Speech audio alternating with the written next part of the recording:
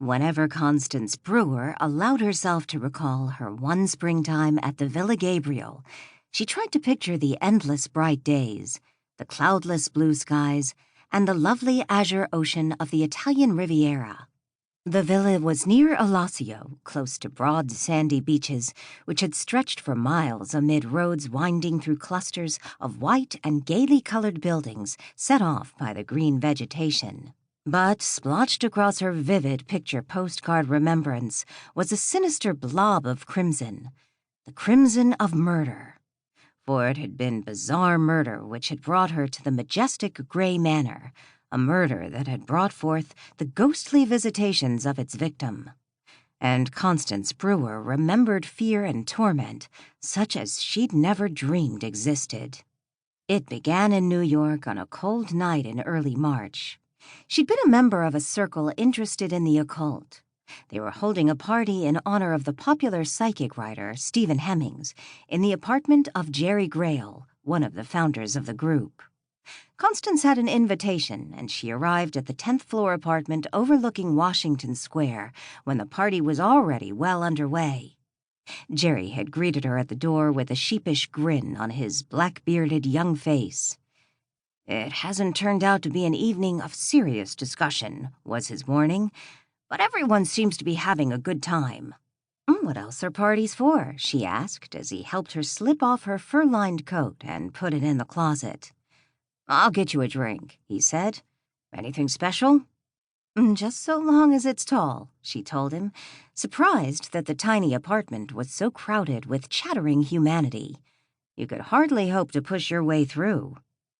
It did have more the air of the average Manhattan cocktail party than the serious atmosphere of their meeting discussions when spiritualism, dreams, and reincarnation were the ruling subjects.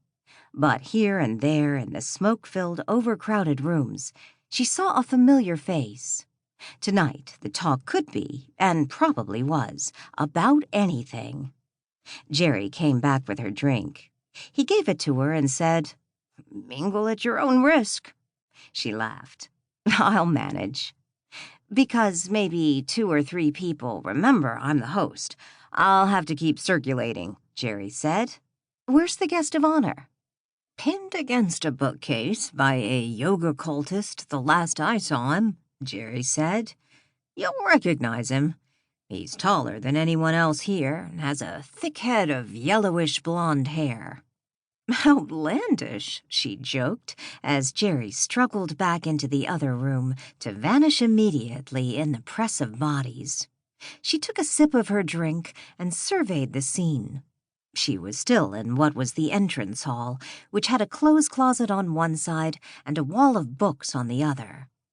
Hesitating to advance at once into the noisy, smoky living room, she turned to study the books. She knew Jerry had an excellent collection of rare books on the occult, and she'd not had time to examine them before.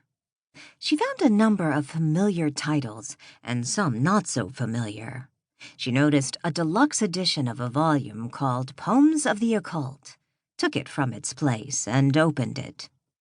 She saw a poem by Robert Southey and began reading it. On the study table a book there lay, which Agrippa himself had been reading that day. The letters were written with blood therein, and the leaves were made of dead men's skin. "I know that well," a pleasant voice said at her elbow. "The young man reads on until the devil makes his appearance." Constance looked up in surprise to see a broad-shouldered, tall young man hovering over her. He had a mass of yellowish hair and a rugged, handsome face, which was well tanned. She said, "You're Stephen Hemmings." "I am," he agreed, "but I don't think we've been introduced." She smiled. "No, but Jerry gave me an accurate description of you, and you are an unusual type."